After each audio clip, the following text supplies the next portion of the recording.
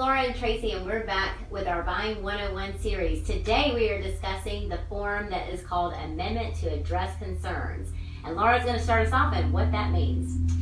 So, picking up from our last session, we are now under contract, our loan is underway, and we have just completed our home inspection, which could have included a radon inspection and a termite inspection.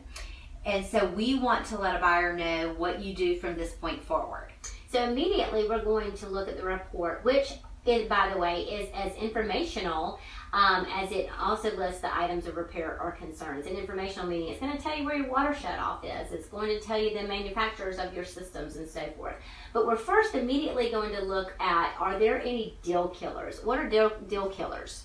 So deal killers, we like to point out, could be structural or water issues, which would include mold. And if those are things as a buyer that you do not want to move forward in buying the home, then you could terminate the contract at this point and get your earnest money back. But if you don't have any deal killers, then you're probably just dealing with normal things that would come up in an inspection. Yeah. And we want to prioritize them. Yeah. And that's why we're going to list them on the amendment to address concerns. We're going to pull out the ones that you as the buyer might feel are very important in order to move forward. So we're going to prioritize them and make a list on this form.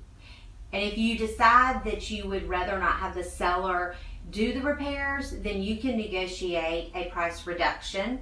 And that is helpful because you get to choose your own vendor and you get to build a relationship with them and watch them complete the repairs. As a first-time home buyer, you may not want to do that option because you may not have the cash on hand.